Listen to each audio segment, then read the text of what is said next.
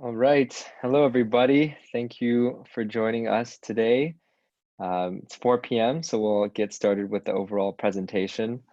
Thanks again for joining us. We hope to be able to share a piece of this really exciting opportunity today with you, the Grocers Warehouse deal that we're doing now in Kansas City. I hope this can be an opportunity for everyone here to speak up, ask any questions that you might have, learn a bit more about our approach to this deal, and also just generally feel free to treat this as a conversation between yourselves and the entire team here today. To give a quick agenda of what the next hour will entail, we'll start with about 10 minutes to introduce ourselves, the team, which are represented in a few here. And then we'll go over the offering memorandum, a document that hopefully you were all familiar with. We'll talk through some of the critical details, and you can feel free to stop at us at any point, and we can answer your questions. But finally, the latter part, and hopefully the majority of this, will be just an FAQ and question answer section between ourselves and you, so that we can really get all of your last pressing questions answered. And we'll talk about next steps afterwards. So with that being said, one, I just wanted to mention this call will be recorded, so don't worry if you don't take notes or if you want to forget something. We'll be sending this out to everybody in attendance today. And finally, I just want to give a quick introduction to parts of our general partners and the team, myself, Abraham, Jared, Will, Max, Cody, and finally Ang, who will be walking you through the deal and some of the details today. So I'll hand it off to Ang to introduce himself. Thanks, Abe. And Abe will be our moderator, so feel free to ask questions in chat or just ask questions, as this is a small gathering, so it'll be rather informal. So I think that's one of the benefits of hopefully investing with us, that we were very accessible. All right, so this is Grocers Warehouse. This is it's one of the more unique projects I've worked on, and I'm very excited about this project.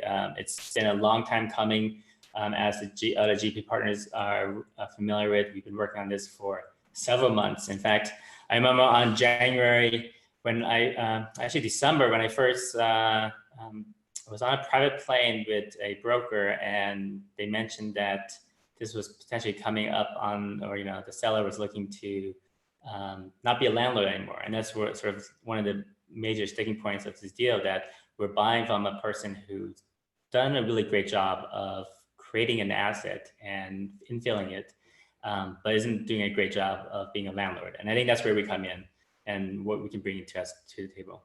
So Grocers Warehouse, I think the first thing we got to talk about is COVID-19. If you're making investments in real estate now, and any investments anywhere, you just got to have this on top of mind. And that's been top of mind for us. And we've tried to react as much as possible and try to understand the market. I want to make some key points here. Real estate prices do move slowly compared to the stock market. I'm actually in the market for buying a house right now, and what I've seen is that prices have gone up. It's kind of surprising. And I think that's a little bit due to the Fed rates being low, near zero, or zero. And then the Fed's providing a lot of liquidity to the market. And some of the stimulus packages and the Fed actions in the past 2-3 months have really created a lot of investor confidence. And cash is king, especially around these times, but cash flow is just as good.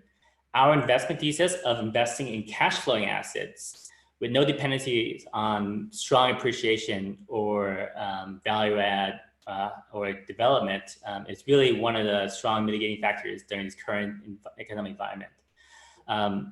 One of the things I've seen during this time of investment is I've seen a lot of people get out of deals that are high risk in complexity, high risk in development or value add, and flow their capital not to cash or savings, because it's almost negative interest rates in some cases, but to cash flow, to stabilize cash flow assets like this one.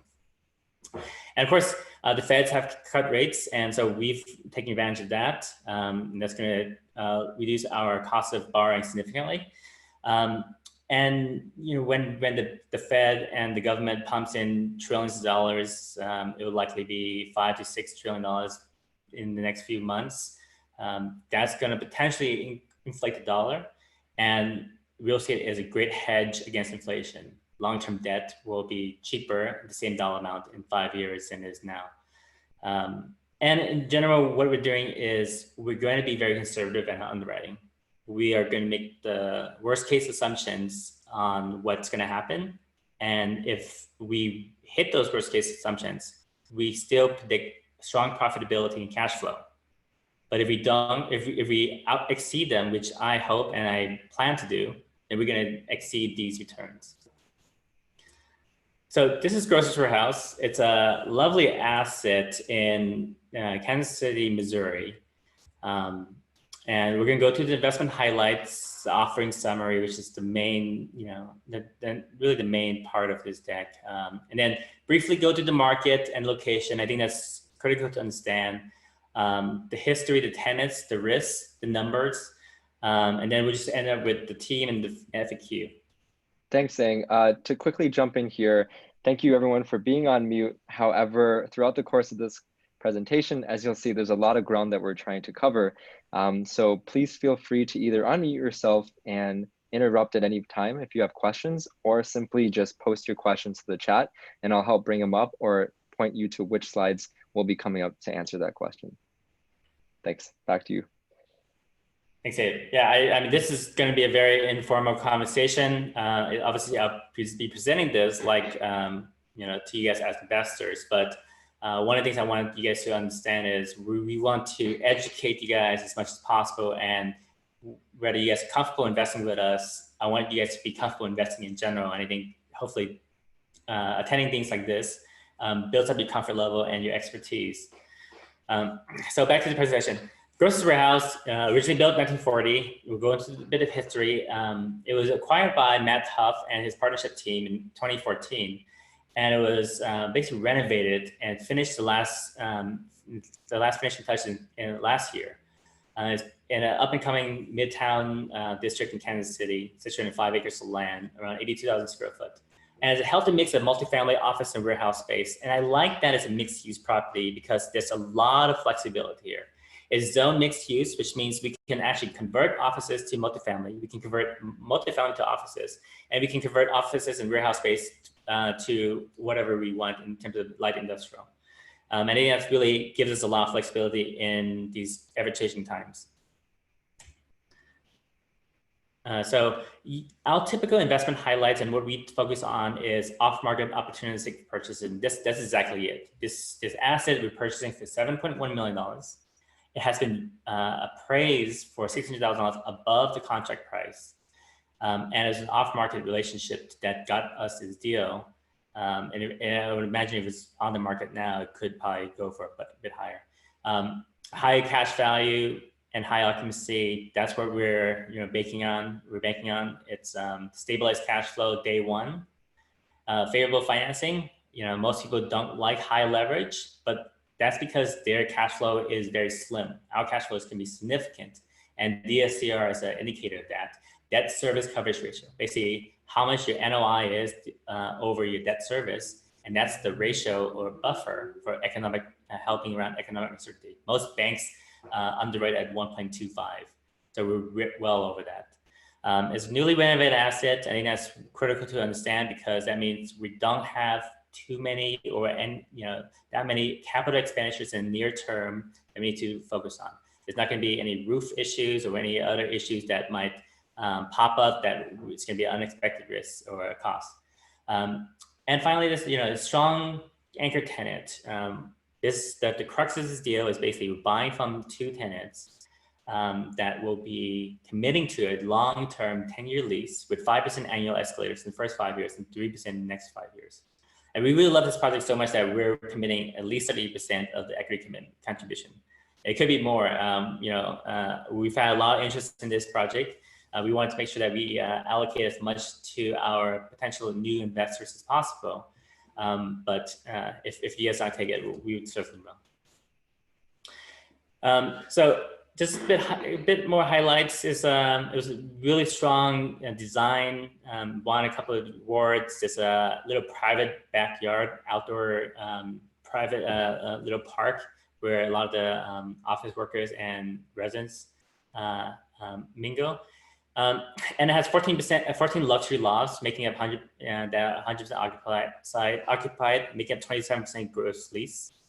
In addition, there's a 3-year tax abatement. Basically, the taxes are going to be at a reduced level for the next 3 years, so we can have a very controlled cost. So the offering summary is, and I don't know exactly sort of the spread of how everyone's expertise in these metrics are. So I'm going to talk like, try to educate as much as possible. So sorry if you guys are very familiar with these kind of terminology. But basically, it's investment multiple of 2.1, which means that on your X money on investment, you should expect a 2.1 return within the 5 years, which is the expected hold time. 18% investor internal rate of return, 10% cash and cash. And you can see in this little table below how we're projecting our based on 100K investment. And of course, you scale down, scale up, depending on how much you invest. We're purchasing a 7.4% cap rate and providing a 9% preferred return. And that's critical to understand. Basically, that means we're going to provide the investors 9% preferred return on the cash flow before we take, as a general partner group, anything. And so we're obviously incentivized to exceed that. And then once we exceed that, we're going to split that 70-30. So 70% to you guys, 30% to us. And that's going to help us motivate and align our incentives on really exceeding and outperforming this deal. So the business plan is to basically buy with these anchor tenants, have this strong renewal on 10-year lease. That helps us basically bring a core of our value. And then we're going to have some light value add. There's 2 vacant spaces currently. Actually, there's 3. One has already been signed on with a new office solar installer. They've actually had really strong business. Apparently, and installing solar and construction in general is very popular around this time, especially when people aren't in the offices. People can do a lot of construction work while people aren't on premises. And so they're signing into a new 5-year lease. We have predictable rent increases. That's a crux of investing in businesses. These are leases that we've underwritten, that we've looked at. And they provide predictable NOI growth. In addition, we're working with conservative modeling.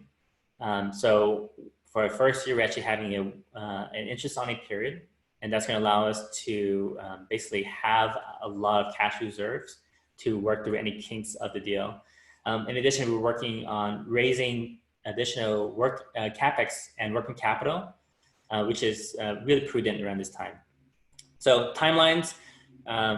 We started to send the first subscription docs, basically the legal documents for investors to subscribe starting 2 days ago. And we've had significant interest. In fact, we're already probably around 1.3 million in in hard commits and 3 million in soft commits in total. But we're closing on June 15th, and we expect to probably finish the raise at the end of the month and funding at the beginning of June, and ending funding at the beginning of June. So going to the market, Kansas City. I love Kansas City. I own a lot of properties in Kansas City. I love that it's a stable market. I'm in California. I do not want to invest in California anymore, even though I own significant investments in California. It's just not a landlord-friendly state. It's too cyclical for me. I mean, there's a lot of ups and downs, a lot of boom and busts. And Kansas City is a very stable market with great cap rates and strong fundamentals. That's one of the things that you really want to look out for. St. Louis, also stable market, good cap rates, but not great fundamentals. It's the declining population. You see that a lot in the Midwest, but Kansas City is one of those unique cities where a lot of people in the Midwest are gravitating towards. And so you see a lot high population growth, a huge tech talent, and job growth, and diversity of employment as well, and a decreasing crime rate. So these are all things that people look for when they invest, which create strong fundamentals for future demand of real estate. I'm not going to go through all this. You guys will have this deck hopefully in the offering summary or in your offering. but there's a lot of great trends that I've highlighted that I want to, don't need to go through. It's a very livable city, and one of the reports I've read recently is people will start to migrate to more affordable places to live as they have more flexibility in where they live and work. And so companies will do that as well. And I believe Kansas City is ripe for further expansion. Silicon Prairie is an off-use term here. Cerner, they just built a new 4.7 million square foot campus for $5 billion. I've actually driven by it. Very cool place. They've also put in a ton of work into the airport. And a very diversified industry. Definitely don't want to invest in places where it's a solo industry like Las Vegas, or potentially in parts of Texas where it's very heavily reliant on oil and gas. So the location is Midtown Kansas City. And if you guys know anything about Kansas City, it's a bit south, but 5-minute drive. And in the area Corona, it's probably a 3-minute drive with traffic. And it's a really cool area that's going to be significantly less on a price per square foot rent basis than downtown Kansas City, but provide a lot of green space nearby. And Midtown Kansas City, drilling down into it, there's a lot of cool new developments coming online. Charlie Street Foundation is one of actually Matt Huff's new design projects. And you can see his website on huff.com, where he actually creates a lot of international designs. And he recently won a $200 million construction project in Kansas City. And so he's flushed with cash, and business is really good for him. And that's what he's really going to strongly focus on, being a designer and architect versus being a landlord. Right. I think this is a good place to call out that with an ordinary development, maybe some company goes in, a construction company, to do this renovation. And again, like Eng has mentioned, House is really a design-oriented company. They do good work. And on top of that, this building that we're purchasing is sort of their operation, their headquarters. So it's really an opportunity to get a good deal on quality building that will hopefully last and really truly be down to the details really good. So that was something I found really compelling about this story. Yeah, thanks, Abe. This actually, I've talked about this deal so often that I sometimes miss some of these points. And I've talked to, my GP team a lot about these points as well. One of the cool things is I would, as a developer oftentimes I probably wouldn't put in the kind of work, the kind of aesthetic appeal that these buildings have, because it just doesn't have necessarily the return investment. You want to make sure you just have the bare basics for office space. But what they've done is actually gone above and beyond, because the designers and architects, if you ever hired an architect, you're probably going to go over budget. But if you can buy from an architect, you will get a discount on something really nice, and it has external aesthetic values that really appeal to certain clienteles above and beyond any state regular office space or warehouse space or even multifamily space. So you can see how green this area is. So 1 and 2 Grocers warehouse, that's basically those 2 buildings. That's the plot of land and the building they were buying. Near there, there's just a little bit building above that. That's the engineering building. But near there, there's basically all green space. It's a park. And there's a lot of residential, retail, and a little small community. So it's a really right place for being very unique in his position.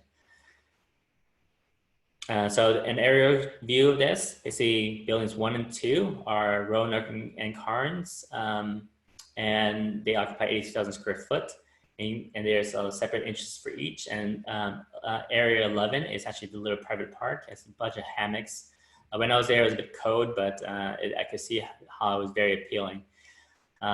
And there's 2 separate entrances on there as well. And the office spaces, the parking lot is actually really big. And as you notice, there's a solar installation on top of that, and that helps us mitigate our energy bills.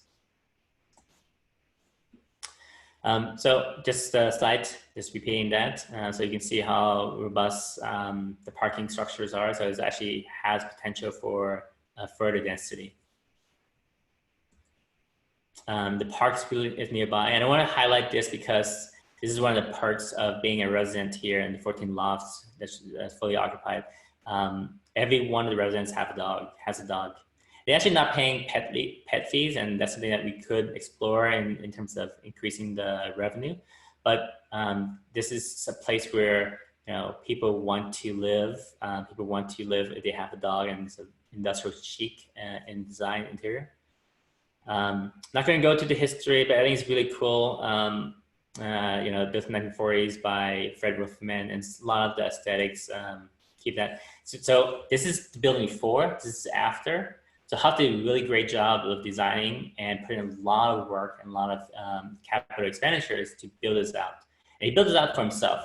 He basically wanted to expand his building. He lived probably a few blocks from this place, and he wanted to live close to it and have both offices for his designers and architects, as well as a fabrication studio and fabrication warehouse, so that he can fabricate and CNC 3D models and print 3D models within interesting materials. And when I was there, he had a lot of cool projects going on. Something that reminds me of Apple's industrial labs. So the major tenants, I'll walk through the major tenants in this slide here. So I think this is something critical to understand. It's a mix of tenants, and we'll start with the residential. So there's some short-term tenants, and I'm not concerned with these short-term tenants from a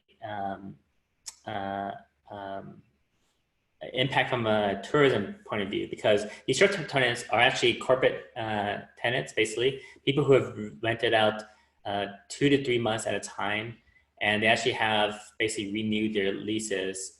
They just use Airbnb as a platform to rent them out, but they've rented them out consistently to corporate visitors or as well as corporate clients.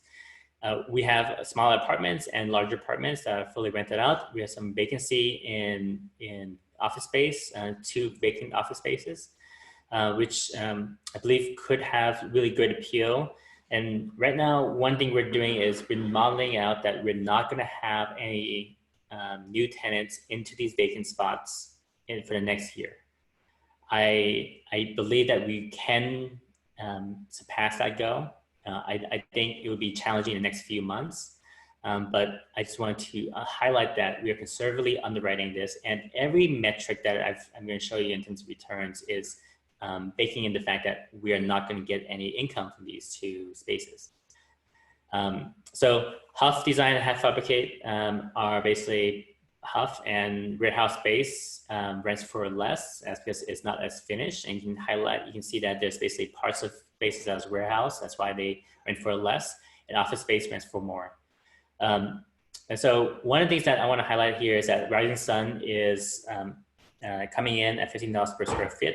And that's actually below market rents. I believe it's around $18 per square foot based on a conversation with a couple of leasing agents.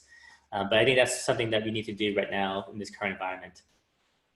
And so that's a 5-year lease. And so I think the next at-risk tenant is Mediahead. One thing that we're doing with them is potentially reducing their space. Rising Sun actually requested 1,000 square foot of warehouse space, and we're going to try to accommodate a mix between trying to reduce their space and giving Rising Sun more space. Pure, I believe, is a really strong tenant, and when you acquire commercial tenants like this, you become partners with them. You try to make sure that they succeed as a business. And I talk to these CEOs and business owners all the time. And one of the great things is that everyone has paid rent for April. Everyone has paid rent for May. And one of the deal points of this deal is that we wanted as much time as possible to understand how these businesses are going to react during COVID. And so far, they've reacted well.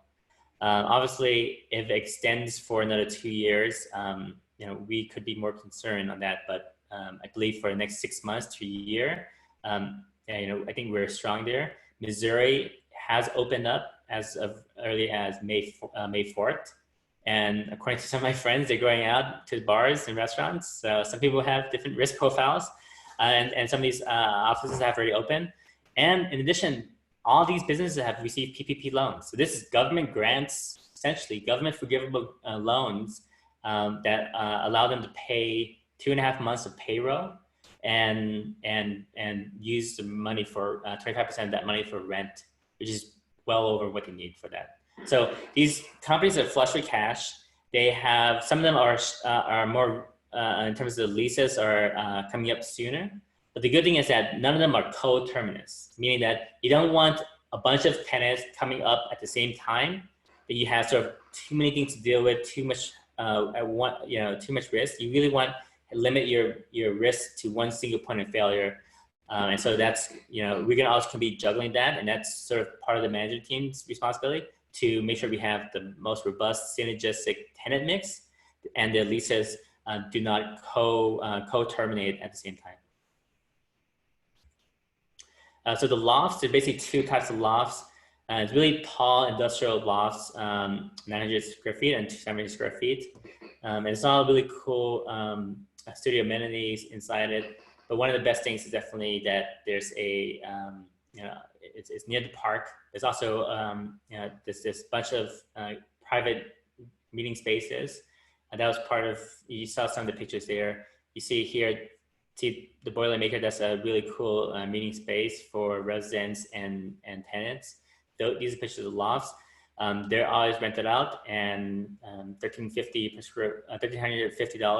for the big units.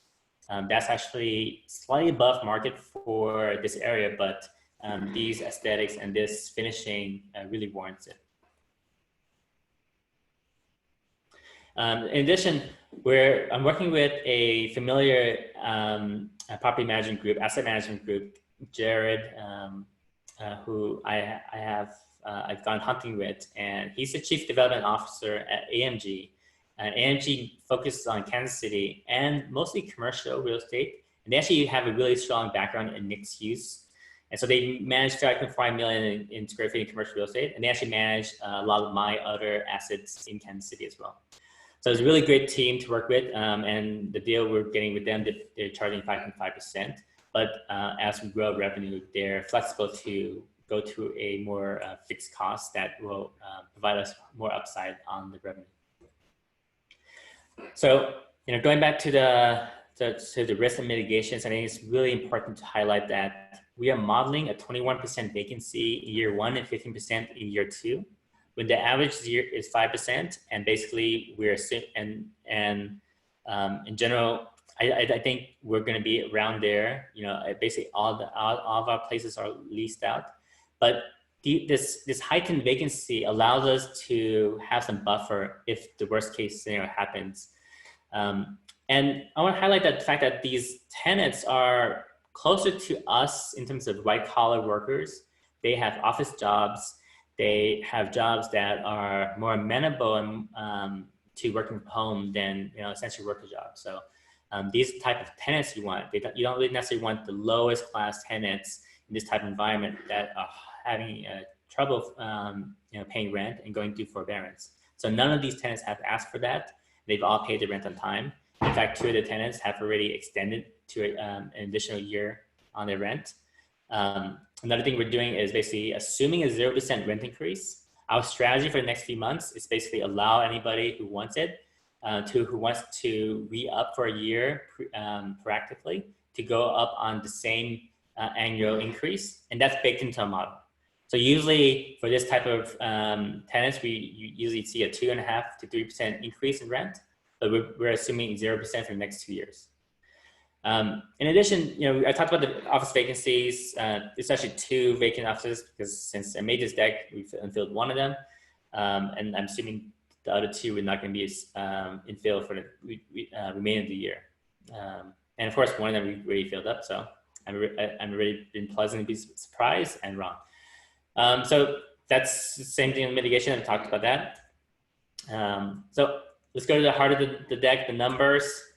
So this is a 506B offering. And for some people who aren't familiar, there's typical types of offering, 506C and 506B. And 506B really allows us to bring in new investors that are unaccredited. And if to be accredited, you have to have basically $200,000 in annual income, or $300,000 if you're married, or $1 million in net worth. So it's an or proposition. But this allows us to bring in, younger investors. And I really like this opportunity because when I think about commercial real estate investing, the vast majority of people who own commercial real estate investing are high net worth individuals. In fact, if you try to get into most of these deals, they have a minimum of like 1 million to 5 million. And they raise from family offices, pension funds, and you see the really rich people, they have around 50% of the net worth in commercial real estate. And that's really, that highlights how strong of an asset that is for that class of individual. While you look at people who are more working class, not working class, but work at Apple, earn a decent income, but their mix is usually less than 1%. So we're trying to make this as accessible as possible. So 506B offerings allow us to bring in investors that are unaccredited. And we provide 9% preferred returns. I've discussed that before. And typically most syndications are around 6 to 8%. So we provide above average preferred return. Then above the preferred returns is 70-30 split on LPGP with no additional hurdle. So hopefully we're going to get above 20% IRR. And typically what other syndications do is if it reaches above a certain threshold, they're going to start splitting it differently. But I really believe we want to provide as much value to you guys as possible. And skin in the game, so we talked about that before. So financial summary, the loan is 80% loan value, 5.6 million loan on a 4.15% APR, which is really great for a commercial asset at this time. In fact, most lenders are, it's actually hard to get financing currently. So we're going through a local bank that I have also the cell phone number of the president. And he and his dad, who is the chairman of the bank, it's an interesting family bank, who also lended for my other assets, came and saw the asset when I visited a few months ago. And so, he's very proactive. He is one of those institutions where if you have any concerns, they are very amenable to you, versus working with like a Wells Fargo or Chase or US Bank, which you're going to be one client in a repertoire of many. And so the total uses, basically we're raising $1.3 million in investor equity, but I believe we're probably a commit amount of $600,000 that's already allocated. And so another $700,000 of availability now, but I believe it'll probably dry up in the next few weeks, or at least in the next 1 or 2 weeks. Total uses, so $7.1 million purchase price. We can have $320,000 working capital and CapEx. Some of that's going to go to known tenant improvements. That's going to allow us to bring in tenants, an acquisition fee of 3%, and financing and closing costs, which is standard. So this is the fees: 3% acquisition fee, 1% disposition fee, 1% asset management fee, and 5.5% property management fee, and 30% promote. So pretty standard across the board for this type of asset. Of course, with the 9% preferred return, that's really above average. So just highlight again, what would you expect on a $100,000 investment? So we're closing June 15th. The first distribution is going to be 6 months after close. It's basically going to be around December 15th. So expect around a cumulative 9% return. So basically 4.5% basically of your investment on December 15th as a distribution to your choice, potentially an ACH payment, and then a quarterly distribution going forward.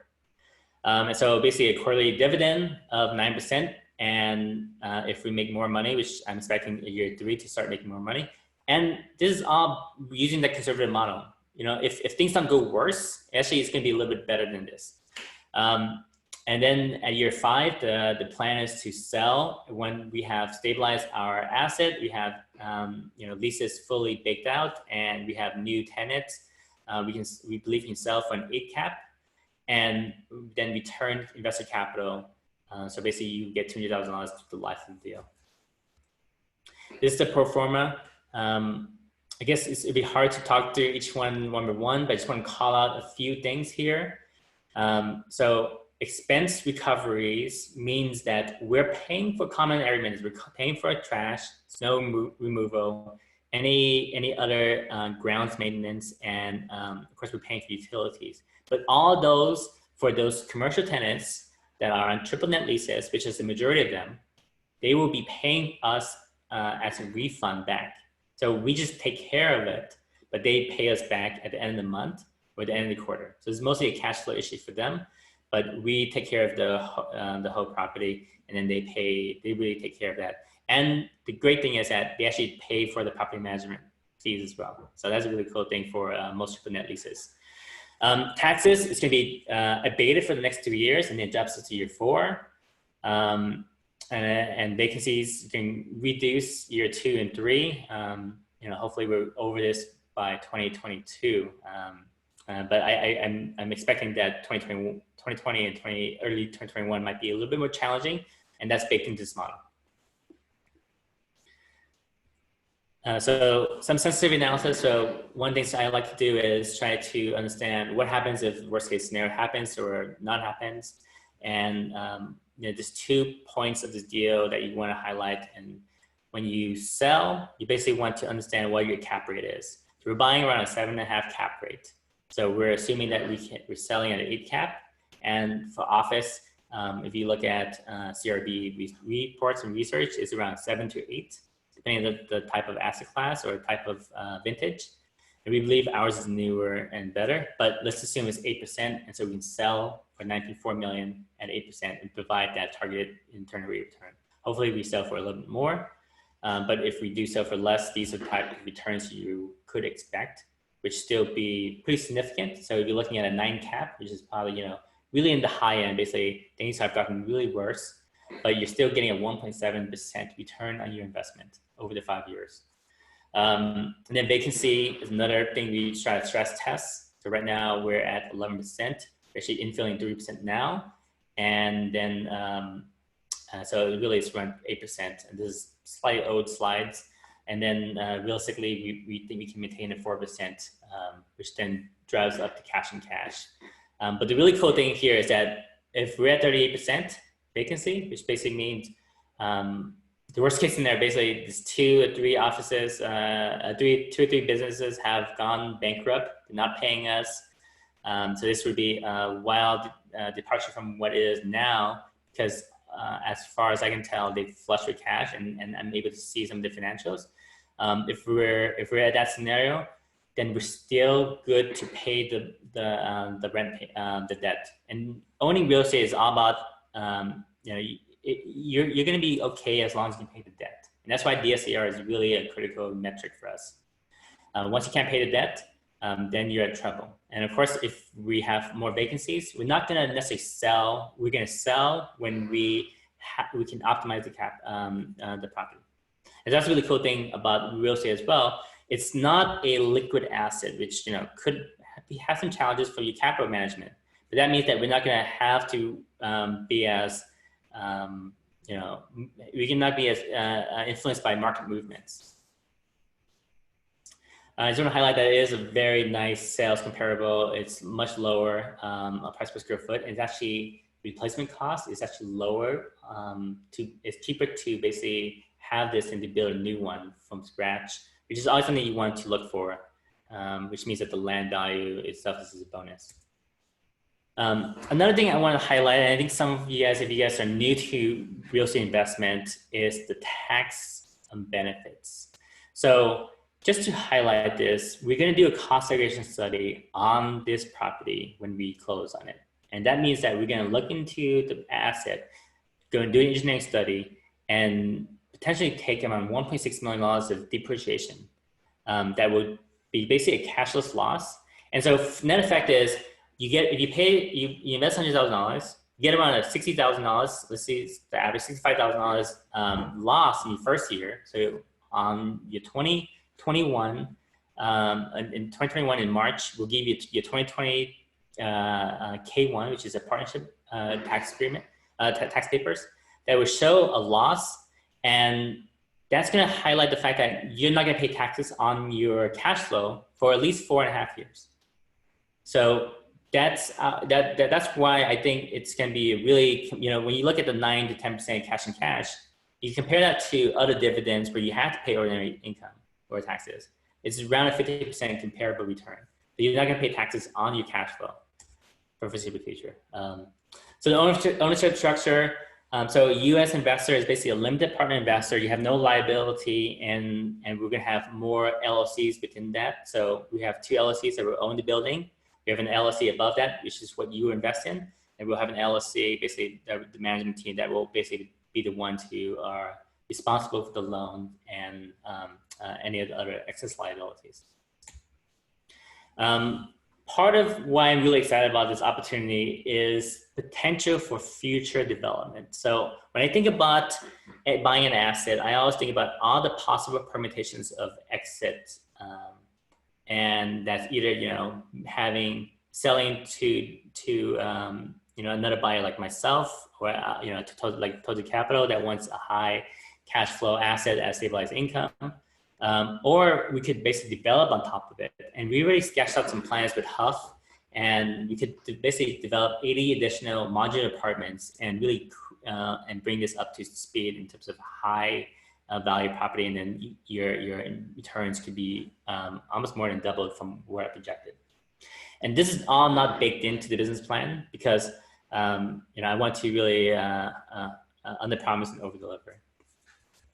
But I've already explored this, and potential entitlements could take 6 to 8 months and development another 2 years. And it wouldn't necessarily disrupt any of the cash flow of the existing properties. So I just want to highlight myself. I know Travis is not here, I believe he's not here. And then I mentioned the other folks in the team. So I'm a real estate investor, $65 million of asset under management, investing in it for 11 years. Also a background in economics, and currently in data science at Apple. And I want to highlight my local team as well: Logan, Parker, Jared, and Rhonda. They are experts in leasing and office space, and they've done development, and I'm working with them on other projects as well. So really cool to have local partners and boots on the ground that will take care of investment and have more expertise on the leasing side. So finally, I'll just highlight some facts, but then I want Abe to, see if we have any questions. Talk about accredited. You can invest for yourself directly IRA. That's something that people do all the time. And if you're looking to solo 401k, that's a really cool way. Basically, roll over your previous IRA into a solo 401k. You can typically for 1031 exchange, we would need a lot more advance notice. So potentially we could accommodate, but I don't think at this time we will, because we're already more than well subscribed. And one of the things people might ask is what if we need this capital earlier? Because it is a illiquid asset. Say 3 years from now, 2 years from now, what happens if I need my money back? I just, I'm in a bind or something. I can't wait to 5 years. So just like any pre-IPO startup, there could be a secondary market for this. So 2 years later, the thought is that this asset, the shares of this LLC, basically shares of this property, should appreciate, because now you're 3 years closer or 2 years closer to basically hitting that exit. And what you could do is basically, we're not going to appraise the asset just for one investor. So we wouldn't know the market value. But if you came to me and said, hey, I want to sell my shares, I think I could sell for 10% more than I bought it for, I probably would buy from you, because that's probably, basically I'm buying at a discount. In 2 years from now, that's a discount for me. So if I don't necessarily have the capital to buy it, then I'm going to open up to the other investors. And because these are the investors that will have the most familiarity with this type of this asset, you could do a secondary market exchange there. We talked about dividends. You basically get the first full quarter of ownership, which should be December. So 6 months from the close date. Typically our minimum is $100,000. Now we are providing some leeway for that, as we want to make sure that people are comfortable with the investments, and this is potentially the first time for a lot of you guys to invest. And so feel free to, talk to me or Abe on potentially lower minimum, because we'd rather have more investors that hopefully will then invest with us repeatedly. And this is a 5-year partnership, guys. This is a 5-year marriage. This is you guys gotta be comfortable with us. We want to be comfortable with you. But we plan to do this more and more, and hopefully the next few deals, you guys are coming to us saying, when is the next deal? I have money and I want those tax-free earnings. And just a bit on timeline. So we already sent out the subscription docs, which means basically the legal paperwork to subscribe to this offering. And for those on this call right now, you guys probably haven't received them. And so, one thing after this would be to express your interest, and then let's see, and then we'll either send you the subscription docs depending on your interest. And then, let us know if you have any questions. It's a lot of legal paperwork, but it should basically be the legalese version of what I just talked about. And then we're closing in June 15th. It could technically be earlier if we have all the capital and funding. And then we'll provide distribution guidance and updates on a fairly frequent basis, monthly at the very least, going forward. And then a little bit less as we stabilize the property. Awesome. Thanks a lot, Eng. That was super helpful. I hope this helped everybody feel more familiar with not only the property, but ourselves. There's a few important steps that Eng mentioned earlier that I really want to reiterate. So as an investor, what are the next steps that you can take to ensure that you are involved in the capital raise? And so the first thing is we will be sending out links in the chat in Zoom. Please speak out if you don't see it, but in the chat, we will be sending one link that's really important, basically a page on our website that will allow you to input your information stating that you were a part of this webinar and asking you for likelihood to invest. That's where we will be looking to send you additional information, whether that is as a prospect or just the subscription documents that we've been talking about, depending on how interested you are. And the other thing we'll be sending in this channel chat would be a poll just for your experience in real estate. Help us understand you a little bit better so we can work together and really address the sort of questions that will be most relevant for yourselves. And so we can tailor some of these webinars going forward as well. So I believe that poll should have been opened up there. And in the chat will soon be. Yep. For the poll, hosts and panelists can't vote. So unfortunately, I think we meet everyone in panelists. So might not be possible for us. Right. We'll have something separate for that, but mainly look to the chat for a link to our website where you can fill out your information, email about this webinar, and we will be using that as a way to reach out. So we'll have that there shortly, but like I promised here, we'll have the remaining few minutes for question and answers. And feel free to unmute yourself. If there's multiple people talking, I'll help manage that as well. Yeah, we're open to answer any questions that you might have. Hi, I have a question right now, if you don't mind. Hi, George. Yeah, sure. Go ahead. So I don't know if I caught this or not during it, but there's been talk about companies with work from home and how most companies are going to have that kind of policy going forward. If it does indeed happen in the future, is that part of your contingency then with this particular property to kind of adjust for it, I should say? Yeah, I think that's one of the most pressing questions in real estate right now. That's not only going to affect commercial assets as well as residential assets, single family homes. That's something that people are thinking about as a long-term thinking. And in general, what I've seen in talking to my fellow owners and reading as much macroeconomic trends as possible, there's a rethinking of working space. Now that's potentially a little bit more conservative in tightly packed cities that aren't Kansas City, like New York, where in the office space have migrated more towards open office and bullpen style offices. So some of the office tenants have actually started to ask about, can we create some more private spaces? and that actually creates a bigger demand for space. It's going to be balanced out by the fact that there's going to be potentially more flexibility in the work from home situation. But as I talked about in the past, Kansas City is the type of place that potentially somebody would want to move their offices or move their real living situation to because of the lower cost of living. In addition, we're assuming no vacancies no infilling the current occupancies for next year.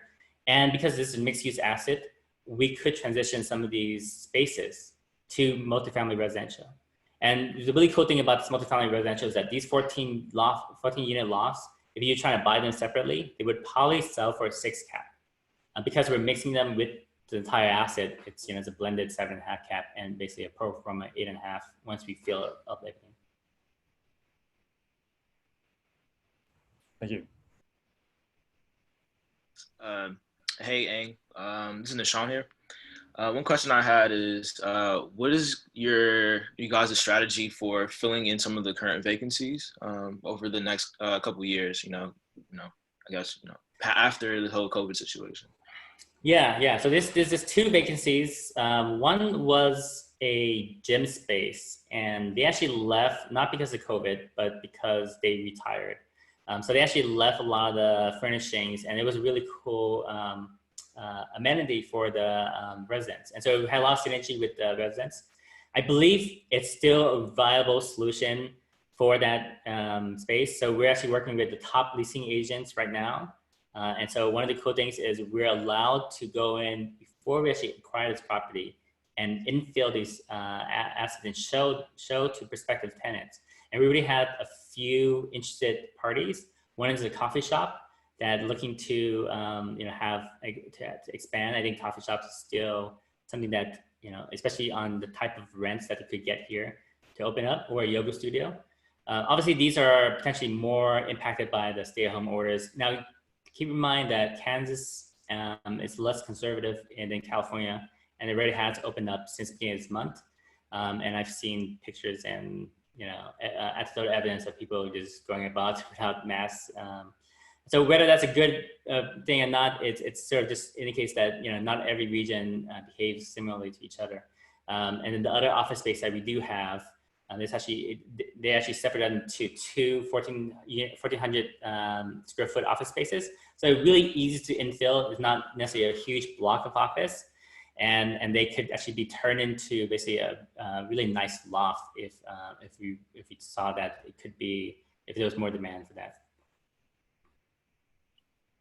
Thanks. Hey, Ang, this is Andrew here. I had a question about the LLC structure and how that protects us from any liabilities. Does that protect us from like the bank, demanding like payments on the loan? Yeah, so let me address the liability and asset protection stuff first of all. The first level of liability is basically the inside insurance. So all tenants are required to have inside insurance. Anything that happens inside the building, anything that happens within their own premises or within their own employees or visitors, they have significant insurance where we are the basically the signing party. In addition, then we have outside insurance. So we will be paying for that. Of course, the triple net tenants will then reimburse us. And that will cover anything outside, snow, weather damage, anything act of God like that. And then you have 2 LLCs that own each property, each building. So anything that happens within an LLC that goes beyond those 2 levels of insurance, they're self-contained. And then you have the LLC, Grocers Warehouse LLC, which the investor will invest in. So from a financial liability perspective, it's going to be me and a few out of the general partners that are signing on the loan, and we're going to be financially responsible. Now, me as the lead sponsor, as one who has the most net worth and most money, they will come after me first. So that's hopefully that assures the other people who are guaranteeing the loan, but that sort of highlights that it's really me at risk, and there's no liability for any other investors. In fact, the lender does not even need any of your identification or names. Need to sign anything. It's basically investing in this entity, and commercial deals like this. Banks are very familiar with this type of structure, So they just need somebody like me to then sign the loan and basically guarantee the lease, the loan. Hi, I have one question as well. I don't know if my audio is working. Can you hear me? Yeah, I can hear you. So this is hi. This is Zach. I also work on a Siri. Nice. What is it? So do you guys have documentation about prior syndications that you and 2C Capital have put together, bankruptcy history, anything like that? Yeah. So this is the first time where I'm syndicating within 2C Capital, the brand, but I have syndicated a few other deals. That's fine. I can share that with you. In fact, I closed 2 deals last year, and then 2 years ago I closed another deal. I'm happy to share that with you as well. So just reach out to me after the meeting, and I'll share that with you. Cool. Thank you very much. Yeah. We have one question from the chat. The question is, do your financing terms change if the closing date gets deferred? Any penalties from the seller? So our financial contingency ends May 31st, which means we basically have the chance to back out of the deal completely if we do not get financing. Does the financing terms change? No, we've locked the rate, we've locked the terms, which is a good thing because it provides us predictability, and the banks are already doing their due diligence on the property, and I think it's clear. You know, they've done the appraisal, they've done the environmental studies, and the survey. And the title reports. And those are the things that the banks need to do before basically giving us a $5.8 million check.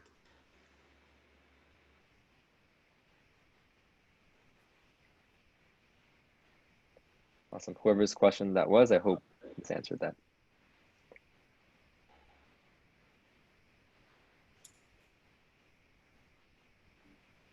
Cool. Any How much more longer questions? do you plan to have this round of fundraising open for? Like when is the last possible moment that you need to secure all your funding in order for this deal to go through? So May. Yeah, that's a great question. So ostensibly, the final round of funding should happen. We should have funds a week before closing. So we're closing June 15th. So working backwards, a week before. Now, we've started the first round of funding to people who have already expressed significant interest and already committed. In fact, they've already signed the documents. They provided the W-9 and all the taxes. And so they've done that already. And so that's $1.3 million of funding. And there's a significant number of people who are already stock committed. In terms of getting a place in this deal, no one has actually wired any funds yet. So it's all about doing the 2 steps, showing your commitment, go get the subscription docs, review it, and then sign those docs. And that's basically your soft commit and your place order. And so we will not raise more money once you sign those docs. And so we're committed to allocate the amount to you. But essentially after that, it's a first come, first serve. And then once you sign the subscription docs, basically legal paperwork, the private placement memorandum, it's all very similar to basically investing in a private equity fund or a venture capital fund. And once you sign that, we will send you wire instructions. And then of course we'll nag you until you wire the funds. But I think most people are pretty committed at that point to do that. So I believe we'll probably be fully subscribed at least probably the last week of May. But of course, you can always just express your interest and then review those docs. And then if you don't want to invest, I think that's at least get to your foot in the door. Mm-hmm. Awesome. We have one more question from the chat now. Do you have the trailing 12 months financials for Grocers Warehouse? Yes, we have the trailing 12 months. I can share that with whoever's interested as well. We have a due diligence document folder with all the leases and other due diligence issues that we've surfaced, which by the way, the seller will be taking care of a lot of those. So they really agreed to replace a few things that we pointed out. But we have the 12-month financials, which I've also shared with the lenders. And these are the kind of things that are required to get commercial financing. Awesome. Real quick mention here. So we've had a few questions come in. We're going to share the info email so that you can send your specific questions over, and we can send you some documents to look at for those of you who have asked your questions or anyone who is still interested. So that's how we'll hopefully get some of this back to you. And I want to highlight another thing that, when the COVID thing happened, I had around 3 other deals on the contract. And I was probably one of the first people to consider, wow, this is going to be a major impact. First of all, mostly for liquidity and capital markets, but also just sort of understanding how this could play with businesses. And I backed out of all these other deals. And this is the only deal that I've moved forward with because it's first of all, it was an amazing deal to start with. And then after the fact, it's still a really great deal. And because there's less deals available, more capital are looking for these type of deals. So one thing that I've recently done, I've been working with a private equity group in New York, Equity Multiple. You can check out the website, equitymultiple.com. They place significant equity in deals like this, and they do a whole vetting process. So they actually go into those 12-month financials. They go into my underwriting to the leases. They do background check on me and my track record. And then they go to their own investment committee and say, do we want to put $1 million check to this guy? And I recently got a offer letter for basically $1 million 2 weeks ago. And I'm going to decline them because we are well over subscribed. So I don't need the money at this point. But I want to highlight that because it gives me extra confidence that we basically have these third-party resources, the third-party expertise who place significant capital, investor capital, and they have potentially, much, longer history and more experience in this type of thing, and still want to invest in this type of deal. And they've actually told me they've stopped investing in development deals, they've stopped investing in value-add deals, and they've all wanted to just get into stabilized cash flow. And that has some conservatism in it.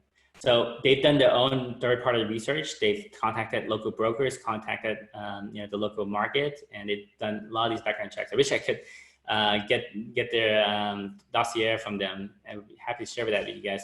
But it's really cool that that's basically another party because they're willing to invest this amount of money, even though I'm not accepting that at this point because we want to make sure that we have enough room for new investors to basically a better business plan to basically cultivate this relationship with you guys versus some big equity shop in New York.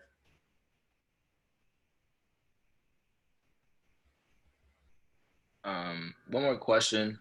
I was curious if you have like a percentage of like the businesses that their leases are gonna end in I think within the next year or so, of those who have kind of verbally or any other way that they have expressed an extension towards the lease.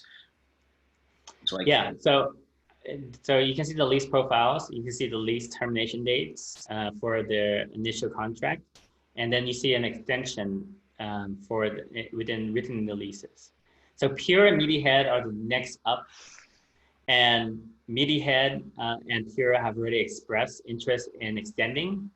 They kind of want to extend at basically a flat rate, basically no growth in the leases.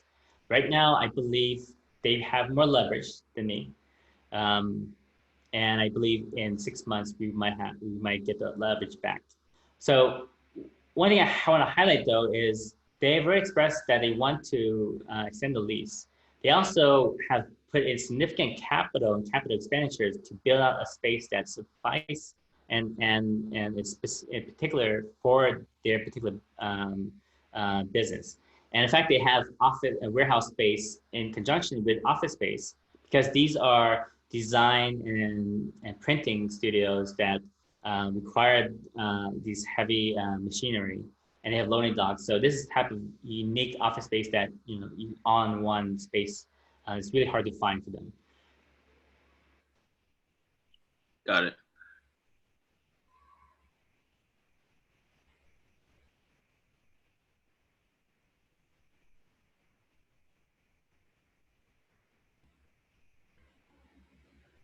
Okay, it looks like we don't have too many more questions. I'd like to remind you that this whole thing is recorded. So if you fill out the interest page, we will have your email and we'll be sending out the entire thing along with the documents that you can read through again if you need to. Any last things, Ing? No, this has it's been great talking about this and working on this deal with my fellow partners. It's something that, you know, one of the few things that when I talk to a lot of other potential partners who wanted to invest in this deal, people keep saying this is such an interesting, unique asset just because of the design and its potential. And I've turned down a lot of good opportunities for funding because I really think, you know, making this accessible for folks that haven't invested in commercial real estate, who haven't experienced the tax benefits, basically tax-free income for 5 years, and so the solid growth potentials of basically leveraging debt at 4%, getting an 8% cap rate, basically 8% return. That's really a huge arbitrage play there, and then making sure that you have leases that are ironed out, that have triple net leases, that have also recourse to them. You know, so if some of these tenants, if they ever leave, there's 1 or 2 year lease breakage fees, so they would actually have to pay for that. So it's a really cool to present this to you guys, and I'm looking forward to you know, any more questions you might have. You just want to get on a call with any of us. We're going to be here, and just let you know that, you know, this opportunity is not going to last too long. Whether you guys invest with us or not, or invest, I hope you guys invest in the future, invest with this deal or not. You know, just look into this type of opportunity. I think this is one of the really great ways to grow your wealth, and I know that's been a driving force for me. Thank you, Ang, and thanks everyone for joining us today. A few minutes over, but hopefully everyone got their questions answered, and if not, like he said, the whole team is here to help out as well. You guys appreciate it.